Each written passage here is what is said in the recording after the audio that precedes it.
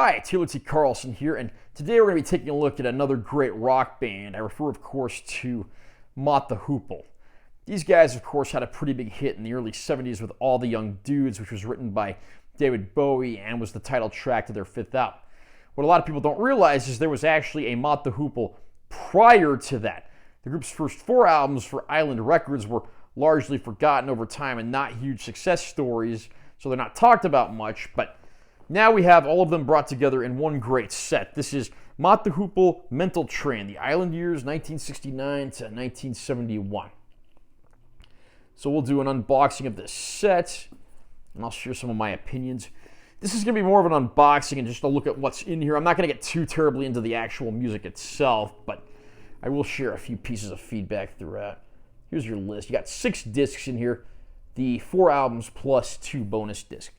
There's no notch on the box, which makes it a little awkward to open, but there is a ribbon so that you can get stuff out easier, so that's something. Okay, we take the lid off here. There's the inside of the upper box. Now we'll just dump everything out, and I'll show off what we have in here. There's a book in here, and it's actually like a hardbound book, so that's pretty cool. I'll show off a few pages in here. I'm not going to go through every single one, but you can get an idea of some of what's included. You got track lists and writing credits. Then you got rare photos and essays and things like that. And this era of the band doesn't really get talked about too much, so it is nice to see a set like this get released.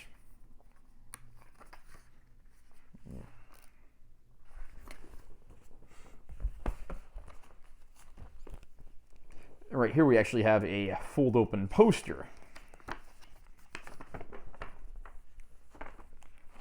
Pretty cool photo of the band, like in their early years on stage. Of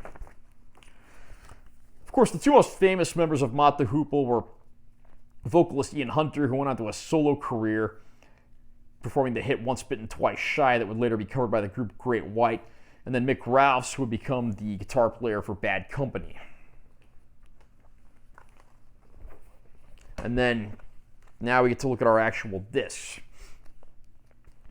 It's not uncommon to have CD releases that go for these retro vinyl sleeves, but here they take it a step farther. They have like artificial ring wear and scratches, and they even have little record store price tag stickers to say what disc is what in the box set.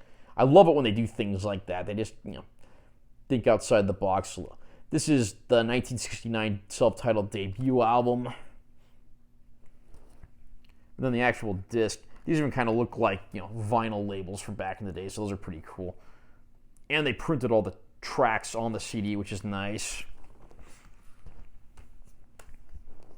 Next up we have Mad Shadows, their second album.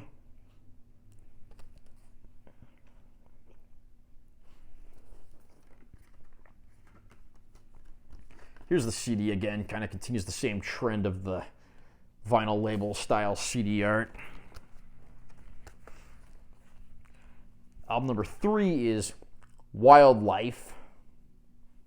And again, I love these little price stickers they've got there that say what number disc it is. And this one's actually got a slightly different looking one that's got the Island Records label on it, so that's pretty cool. Fourth and final original studio album in here is Brain Capers. This was their last studio album prior to the All the Young Dudes album when they got their popularity. This has got another one of the Island-style labels. Disc 5 is called The Ballads of Mott the Hoople, and this is basically like the odds and ends disc where there's a lot of interesting outtakes and unreleased stuff. Final disc is called It's Live and Live Only, and this has concerts from September 13th, 1970 and December 30th, 1971. The former one of which being at the Fairfield Halls in Croydon. Hope I'm pronouncing that right. And then the latter show is BBC Radio 1 in concert, and again, that's right at the end of 1971.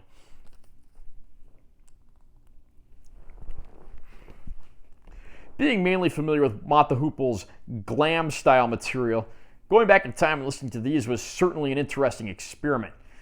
Here you see a band that's more influenced by a lot of like American rock and roll. In particular, there's a lot of Bob Dylan influence here. There's even a cover of Like a Rolling Stone in here as well. And there's a few other little surprises here and there. They even do a cover of Crosby, Stills, Nash & Young, Ohio, which seems like a very strange song for a British band to cover, but it was nice to hear them paying homage like that. There's even an early version that Mott the Hoople recorded of the song Moving On, which of course later became a hit for Mick Ralph's next band, Bad Company. I won't say that this is necessarily the best material Mott the Hoople put out. I am a little more partial to their classic glam era. But for diehard fans that want to go back in time and see where it all began, this is a great box set. And you can actually get it for fairly inexpensive these days. So if you're a Mott the Hoople fan and you have a CD player, this one's well worth adding to the collection. Are you a Mott the Hoople fan? What's your favorite song and album? Comment down below and let me know what you think. Also, remember to subscribe to my channel for more content because I'm always posting new videos. And make sure you give this one a like if you found it helpful. I'm Taylor T. Carlson. See you next time.